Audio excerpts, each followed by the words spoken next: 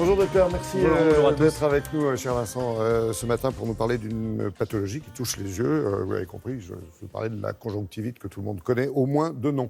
Mais de quoi s'agit-il exactement? Tout le monde ne le sait pas. Vous savez, en médecine, les mots qui finissent par le suffixe « it », ça signifie inflammation. D'accord. Par exemple, l'appendicite, inflammation de l'appendice. Sinusite, inflammation des sinus. Donc, je vous le donne en mille. Conjonctivite, inflammation de la conjonctive.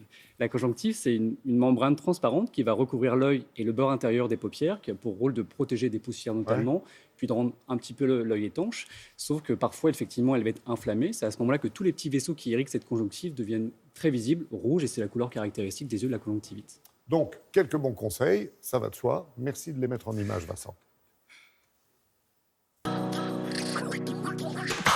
Depuis hier, Madame Chloé se réveille avec les yeux collés. Ils sont rouges, la gratte, elle a même l'impression d'avoir des grains de sable dans l'œil. Vous l'avez compris, Madame Chloé souffre probablement d'une conjonctivite, d'une inflammation de la membrane transparente de l'œil. La conjonctivite peut être due à un virus, une bactérie, une allergie ou une irritation. Et Madame Chloé, vous pouvez agir en prévention contre les conjonctivites infectieuses. Lavez-vous régulièrement les mains et ne vous touchez pas les yeux. La transmission est très souvent manu-portée. Ne partagez pas vos affaires de toilette ni votre maquillage. Si vous portez des lentilles, attention, lavez-vous les mains avant de les manipuler, nettoyez régulièrement le boîtier, ne les nettoyez pas sous l'eau du robinet. En cas de douleur ou de gêne, enlevez-les et consultez. Madame Chloé, si vous êtes sujette aux conjonctivites allergiques, identifiez les coupables pollen, acariens, moisissures, fuyez-les. Enfin, si vous avez les yeux secs, utilisez des collyres hydratants pour éviter les irritations. Au moindre doute, consultez votre médecin. Il pourra vous prescrire un collyre adapté. Pour l'appliquer, lavez-vous les mains, inclinez légèrement la tête en arrière, abaissez la paupière inférieure et regardez vers le haut, et déposez la goutte dans le cul-de-sac conjonctival. Et pour une meilleure absorption, appuyez avec votre doigt sur le coin interne de votre œil pendant quelques secondes. Pendant le traitement, on range ses lentilles et on évite de contaminer ses proches si vous souffrez d'une conjonctivite virale ou bactérienne. Alors Madame Chloé, en attendant de retrouver vos yeux revolver, prenez soin de vous. Et à chaque conjonctivite, donc, son collier, bien sûr, bien spécifique. Et puis, il faut appuyer sur le coin de l'œil, etc., une fois qu'on a mis la goutte. Quand même très technique, là. C'est assez simple. C'est vrai que c'est intéressant de savoir qu'après la dépose de la goutte, c'est toujours bien d'appuyer sur l'œil. En fait, c'est anatomique. Au coin de l'œil, on a tous vu, il y a un petit trou qui est en fait l'orifice du canal lacrymal. C'est par ici que coulent les larmes en temps normal. Ça fait pleurer. En fait, en temps normal, si vous et moi, nous n'avions pas ce canal, on serait en train de pleurer tout le temps. Donc ça, ce serait un peu moyen.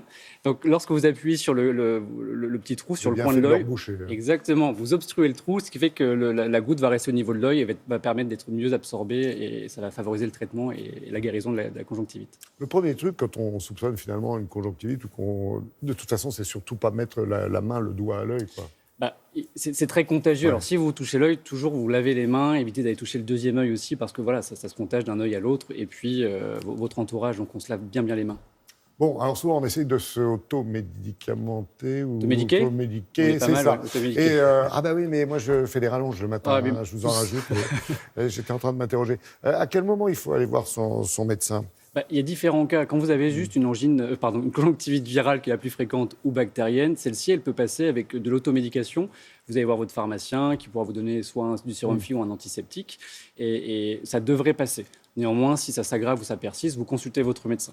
Si vous êtes une personne plutôt fragile, type diabétique, immunodéprimée ou encore des jeunes enfants, les nourrissons, vous consultez votre médecin, parce que là, c'est important, il ne faut pas qu'il y ait d'autres complications.